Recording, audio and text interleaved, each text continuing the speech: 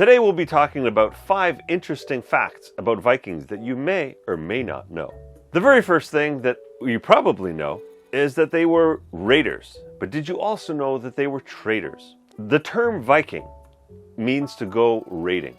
So this is a title that was bequeathed by their neighbors and not them themselves. To go Viking was a season that opened up in spring after a long, hard winter, and it was due to a period of really uncertain weather that happened around the 8th, 9th, and 10th centuries in Northern Europe. During this period, the Vikings would end up leaving their families for an extended period of time to raid the Baltics, the shores of France, Iberian Peninsula, along with trading expeditions to Greenland and down the Volga trade route. Along these expeditions, one of the things that they did trade in, and traded in copious quantities, were slaves. They would pick up slaves along the Volga trade routes on many different outposts. And during a lot of their raids on the Irish coast, along with the Frankian coast, many slaves were acquired, sold, and traded. Fact number 2, what made Vikings such terrifying adversaries were their longships. The technology of their longships was unsurpassed in that day and age. These ships were massive. They could hold 100 or more soldiers along with all of their heavy gear. They only needed about 3 feet or 1 meter of water to be operational in any river.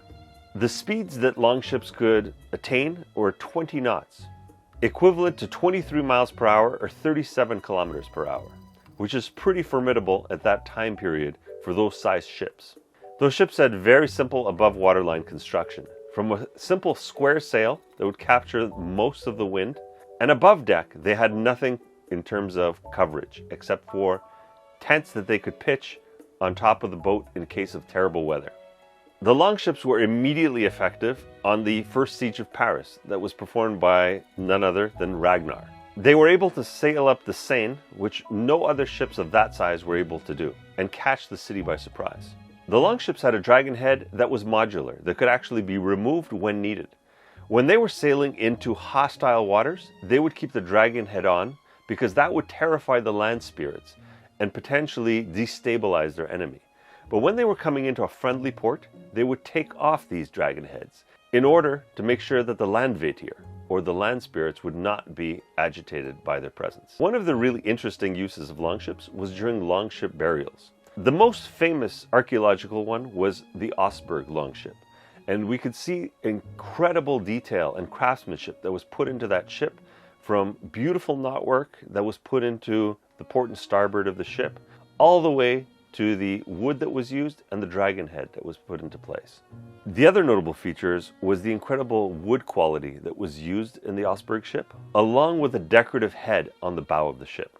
Ship burials would also include horses, sustenance, and weapons that were to be used in the afterlife, hopefully in Valhalla. That would be another video that we talk about here. I had the pleasure of actually visiting a modern day Viking ship that was built with nothing but old technology and old means. And it was the King Harald Fairhair that sailed from Norway and came through Canada and made port in Quebec City. And my family and I drove out to actually check out the ship, and I can tell you it was an awe-inspiring visit. The really notable thing was how everything smelt of linseed oil. Everything was protected against the salt water with oil on the ropes, on the wood. The decor of the ship was incredible, and the resilience of the sailing crew to make it across the Atlantic in such an old world vessel was awe-inspiring.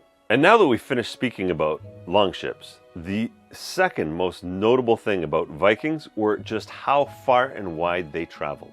I have a map here that depicts just how far they went in all compass directions.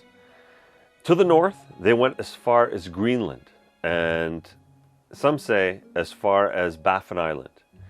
Those regions were just a jumping off point when they headed west and went to L'Anse de Meadow, which is a site in Newfoundland, Canada, with an archaeological gem that anyone can visit. From there, they went south to a place they called Vinland, and we're not sure where that would be, but what historians look at is how far south vines and grapes would be able to grow. When we look how far south the Vikings went, they went down into the Mediterranean and even the north coast of Africa. Runestones were found in the Iberian Peninsula, around the Spanish coast, in portions of Italy, Greece, Turkey, even Tunisia and Morocco. Now, how far did the Vikings go east? It will shock you. They ended up finding the Volga trade route from the Baltic Sea and headed down to Constantinople, which they called Miklagard. They were so impressive of a fighting force that the Emperor of Miklagard actually hired them as his personal guard. From there, they headed east, through Turkey, through the Black Sea, all the way to the Caspian Sea, as far as Persia. This is where we have found some Viking artifacts. And who knows how much further they've gone, for a lot of archaeology is still yet to be uncovered.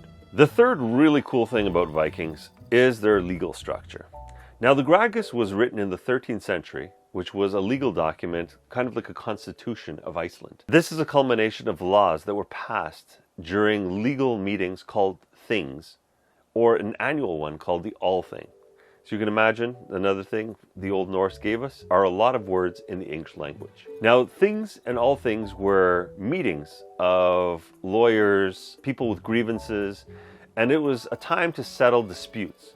And things were regional, and all thing was what happened when all of Iceland got together in one place. During these legal disputes, many of the times there would be claims for divorce. And divorce could be claimed on many grounds from both man or wife. And the interesting thing that the legal system has shown us is the extent that the wives had in terms of being able to call for divorce. Domestic abuse was definitely a cause for divorce. If a man would hit his wife more than 3 times, she had a claim for divorce. If the man was away for more than 3 seasons, she could claim divorce. And the terms of the settlement were actually pretty 50-50. In a lot of cases, if there were children involved, if there was some sort of caste system where the husband was of higher level than the wife, then he would inherit 2/3 of the wealth. But in most cases, she would gain 50% of the wealth that was attributed to her. The other interesting thing with the laws were that there was a distinction between killing and murder. Now, in one of the stories in Njál's saga, there's a woman that is the subject of domestic violence, and she has someone kill her abuser, her husband. And there is a leniency when a killing occurs, because a killing means the victim is aware of the attacker. They're given proper odds to defend themselves with a weapon in hand. However, a murder is a cowardly act where the attacker will attack through subterfuge, surprise, or from behind, and be able to kill someone without the victim having a chance to defend themselves. The last super cool thing that I'm going to talk about today is the Viking pantheon of gods. That is one of the most interesting aspects that draws people into the culture and the mythology. When you look at the creation myths, you had Odin being one of 3 brothers that were oppressed by the Jotuns. The Jotuns were ruled by a primordial king called Ymir. And Odin and his brother slew Ymir and created the universe out of his body. For a long time, the Jotuns and the Aesir did not have a feud, but instead, the Aesir and Vanir had a feud. So 2 families of gods. For those of you that do not know the Vanir, they would be gods like Aegir, Njord, Frey, Freya. After this war, Odin went to see a Volva, a seeress, who could see the future. And she prophesied the end of the world, Ragnarok. And from that point on, Odin realized that their main enemy would be the Jotuns once more. We will have another video where we talk about the 4 ages of Ragnarok: the Axe Age, Sword Age, the Wind Age, and the Wolf Age. So stay tuned for that episode. So some of these gods are worth mentioning right here in this video, but we will have another video where we really deep dive these gods and goddesses.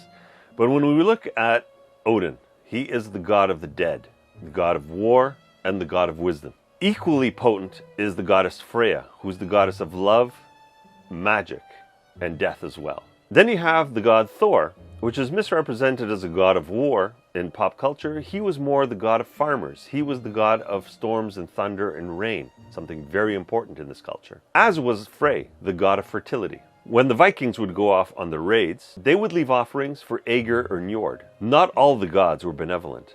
There were goddesses such as Gulveig, who would bring avarice and death to those who would look upon her, whether friend or foe. Then you had party gods, like the god Bragi, god of parties, poetry, and mead. But there weren't only just gods and goddesses. There were some really cool creatures as well, like Fenrir, the god-devouring wolf, or Jormungandr, called the World Devourer. And those are 5 really cool facts about the Vikings. Until next time, skål!